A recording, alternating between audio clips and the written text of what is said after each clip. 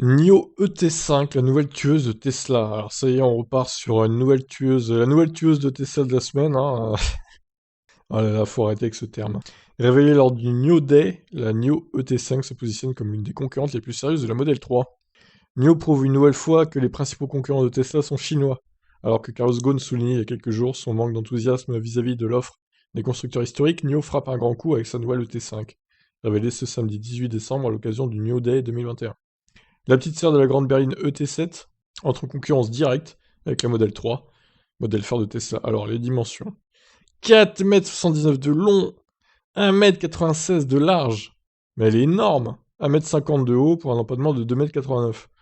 Oh, elle est trop grosse cette voiture. Sur la partie esthétique, les lignes sont très proches de celles de la NIO ET7. Bah, elle est pas mal. J'aime bien la forme, hein. Les lignes, elles sont sympas. Mais elle est quand même beaucoup plus grosse que la Model 3, hein. Elle est entre la Model S et la Model 3 en fait, niveau dimension. Ah, c'est surtout en largeur quoi, mais c'est incroyable. 11 centimètres de plus. Oh. Et quasiment 10 en longueur. Hauteur, bon, 5 centimètres. Alors, l'autonomie. Configurée en transmission intégrale, la New ET5 embarque deux moteurs électriques, 150 kW à l'avant, 210 kW à l'arrière. Le tout développe 480 chevaux, 700 Nm de couple. Le 0 à 100 est fait en 4 secondes 3. 5 secondes 9 en mode sport. Alors, 4 secondes 3, c'est le sport plus. 5 secondes 9 en mode sport. 5 secondes 9, c'est pas énorme hein, quand même, hein. Pour 480 chevaux, c'est étonnant.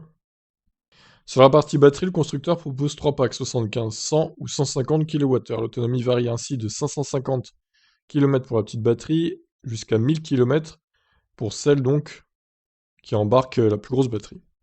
Alors attention, parce qu'encore une fois, je doute que ce soit du WLTP tout ça, hein. À mon avis, c'est du NEDC chinois. Livré avec les dernières fonctionnalités du constructeur, dont le New Autonomous Driving, la ET5 entamera ses livraisons en Chine à compter de septembre 2022. En matière de tarifs, le constructeur annonce un tarif de base de 258 000 RMB, donc ça fait 36 000 euros pour la version de base avec le système d'échange de batterie nécessitant un abonnement supplémentaire.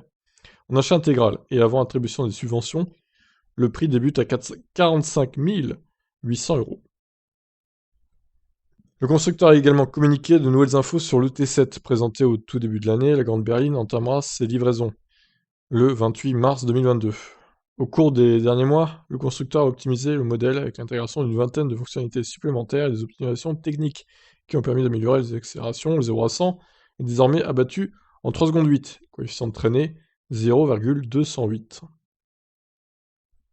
L'expansion du réseau de stations d'échange de batteries a également été évoquée. D'ici à fin 2022, NIO vise un objectif de 1300 stations déployées sur le territoire chinois.